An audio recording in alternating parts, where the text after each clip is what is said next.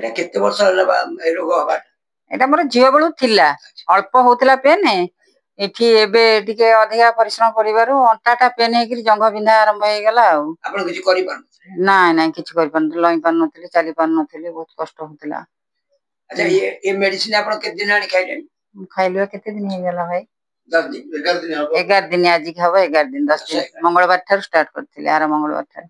ଆପଣ ଏବେ ଖାଇଲା ପରେ କେମିତି ଆପଣଙ୍କୁ ଲାଗୁଛି? ମତେ 20% ଲାଗୁଥିଲା, ଏବେ 40% ଲାଗିଲାଣି, ଭଲ ରିଲାକ୍ସ ଲାଗୁଛି। ତାହେଲେ ଆପଣ ଏ ମେଡିସିନ ଖାଇବା ପରେ ପୁରା ହଁ ବହୁତ। ମୁଁ ଉଠି ପାରୁନଥିଲି, ଝାଡା ବସି ପାରୁନଥିଲି, ଆଉ ଚାଲି ବି ପାରୁନଥିଲି, ଚାଲିଲେ ମତେ କଷ୍ଟ ହଉଥିଲା। ଆଉ ହେଲେ ଏକୁଟିଆ ଉଠି ପାରୁଛି, ନ ଧରିକିରି ଉଠି ପାରୁଛି, ଆଉ ଚାଲି ପାରୁଛି, ସବୁ କାମ ବି ପାଣି ୱେଟ ଜିନିଷ ଉଠେଇକିରି ଆଣି ପାରୁଛି। ଗୋଟେ ସାଇଡ ହେଇ ଚାଲୁଥିଲି, ଗୋଟେ ଢଳିକିରି ଚାଲୁଥିଲି, ଏବେ ସିଧା ଚାଲୁଛି। 2 କିଲୋମିଟର 2.5 କିଲୋମିଟର ଚାଲିକି ଯାଇପାରୁଛି। ଟୋଟାଲି ବନ୍ଦ ହେଇଯାଇଛି ବିନ୍ଧା, ଅଣ୍ଟା ପାଖଟା ଅଳ୍ପ ଟିକେ ଦରଜ ଅଛି, ମେଡିସିନ କଣ୍ଟିନ୍ୟୁ ହଉଛି ଆଉ। ଆପଣ ଯେ ମେଡିସିନ ଏଇଟାକୁ ଆପଣ କଣ୍ଟିନ୍ୟୁ କରି ଖାଇଲା ପରେ ଆପଣ ଭଲ ହେଇଯିବେ, ଆପଣ ପୁରା ସୁସ୍ଥ ହେବେ। ମୁଁ ସମସ୍ତଙ୍କୁ କହୁଛି ମୋରି ଭଳିଆ ଖାଇକିରି ସମସ୍ତେ ଭଲ ହୁଅନ୍ତୁ, ଆଉ ନ୍ୟୁଟ୍ରୋକେୟାର ଖାଆନ୍ତୁ, ଆଉ ସୁସ୍ଥ ହୁଅନ୍ତୁ।